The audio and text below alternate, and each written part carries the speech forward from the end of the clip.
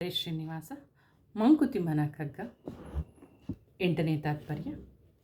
ಕ್ರಮವೊಂದು ಲಕ್ಷ ಒಂದುಂಟೇನೋ ಸೃಷ್ಟಿಯಲಿ, ಭ್ರಮಿಪುದೇನಾಗಾಗ ಕತೃವಿನ ಮನಸ್ಸು, ಮಮತೆಯುಳ್ಳವಾತನಾದೋಡಿ ಜೀವಗಳು, ಶ್ರಮ ಪಡುವುದೇಕಿಂತು ಮಂಕುತಿಮ್ಮ, ಶ್ರಮ ಪಡುವುದೇಕಿಂತು ಮಂಕುತಿಮ್ಮ. ಇದರ ತಾತ್ಪರ್ಯ, ಈ ಭಗವಂತನ ಸೃಷ್ಟಿಯಲ್ಲಿ ಒಂದು ಕ್ರಮ, ಒಂದು ಗುರಿ ಏನಾದರೂ ಇದೆಯೇ? ಈ ಸೃಷ್ಟಿಕರ್ತನ ಮನಸ್ಸು ಆಗಾಗ ಎಲ್ಲೆಲ್ಲೋ ಹರಿದಾಡುತ್ತದೆ. ತಾನು ಸೃಷ್ಟಿಸಿದ ಜೀವಿಗಳ ಮೇಲೆ ಅವನಿಗೆ ಪ್ರೀತಿ ವಾತ್ಸಲ್ಯಗಳಿರುವುದಾದರೆ ಈ ಜೀವಿಗಳು ಏತಕ್ಕಾಗಿ ಈ ರೀತಿ ಕಷ್ಟಗಳನ್ನು ಅನುಭವಿಸುತ್ತಿವೆ ಎಂದು ಇಲ್ಲಿ ಹೇಳುತ್ತಿದ್ದಾರೆ. ಕ್ರಮವೊಂದು ಅಂದರೆ ಕ್ರಮಗಳು ಒಂದು, ಲಕ್ಷ ಒಂದು ಉಂಟೇನು, ಲಕ್ಷವು ಒಂದು ಉಂಟೆಯಾ ಎಂದು ಕೇಳುತ್ತಿದ್ದಾರೆ. ಭ್ರಮಿಪುದೇನಾಗಾಗ, ಅದೇನು ಆಗಾಗ? ಮಮತೆಯುಳ್ಳವ ನಾಥ ನಾದೋಡಿ, ಮಮತೆಯುಳ್ಳವನು ಆತನು ಆಗೋಗಿ ಭ್ರಮಿಪುದು, ವಿಚಲಿತವಾಗುವುದು.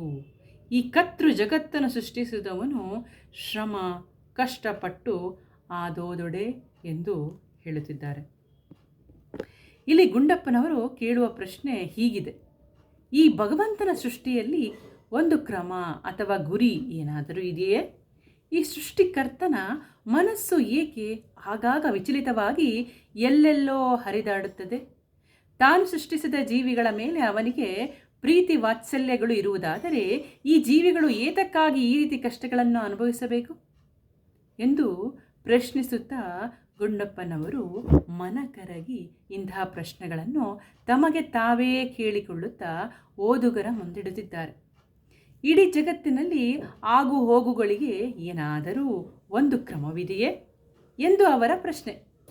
ಇದೆ ಎಂದು ಹೇಳಬಹುದು ಎಂದು ಅವರ ಪ್ರಶ್ನೆ.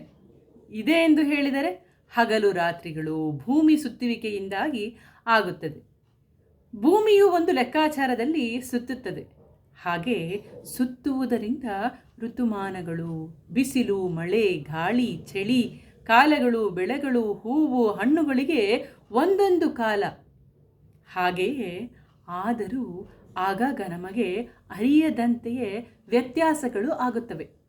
ಅತಿವೃಷ್ಟಿ ಅನಾವೃಷ್ಟಿಗಳು, ಜ್ವಾಲಾಮುಖಿಗಳು, ಭೂಕಂಪಗಳು, ಯುದ್ಧಗಳು, ಹೀಗೆ ಮಾನವನಿಗೆ ಮತ್ತು ಜೀವಿಗಳಿಗೆ ಮಾರಕವಾದ ನೈಸರ್ಗಿಕವಾಗಿ ವಿದ್ಯಮಾನಗಳು ನಡೆಯುವಾಗ ಏಕೆ ಈ ಭಗವಂತನ ಸೃಷ್ಟಿಯಲ್ಲಿ ಒಂದು ಕ್ರಮವೇ ಇಲ್ಲವೇ?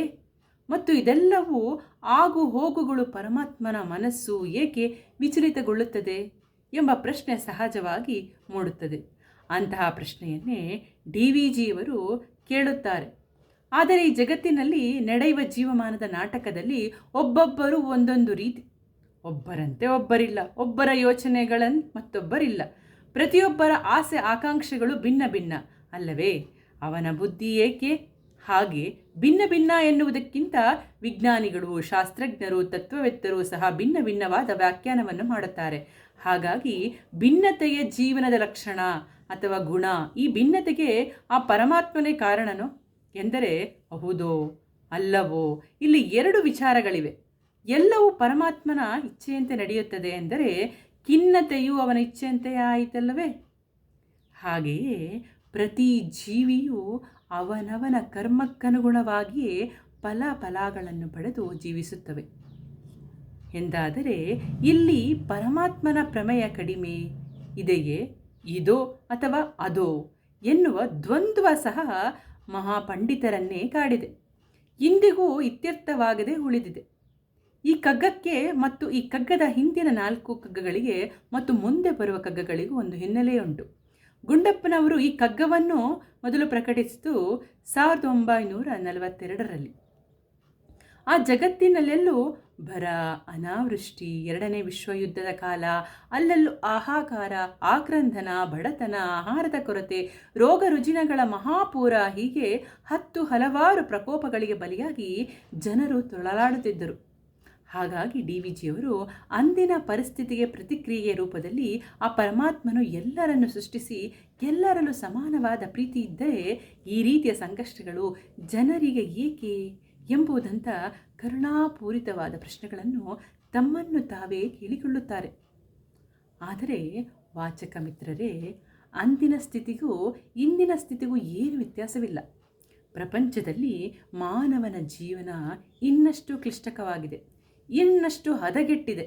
ಸ್ವಾರ್ಥದ ಬುದ್ಧಿ ಇನ್ನಷ್ಟು ಬಲವಾಗಿದೆ. ದೇಶಗಳ ನಡುವೆ ದ್ವೇಷದ ಭಾವ ಇನ್ನೂ ಹಾಗೇ ಇದೆ. ಹಳೆಯದನ್ನು ಮರೆತು ಪ್ರೀತಿ ವಿಶ್ವಾಸದಲ್ಲಿ ತೃಪ್ತಿ ಸಂತೋಷದಲ್ಲಿ ಬದುಕಿ ಪ್ರಗತಿಯತ್ತ ಹೋಗಲು ಯಾರಿಗೂ ಇಷ್ಟವಿಲ್ಲ. ಹಾಗಾಗಿ ಮಾನ್ಯ ಶ್ರೀ ಗುಂಡಪ್ಪನವರು ಅಂದು ಕೇಳಿದ ಪ್ರಶ್ನೆಗಳು ಇಂದಿಗೂ ಪ್ರಸ್ತುತವಾಗಿದೆ.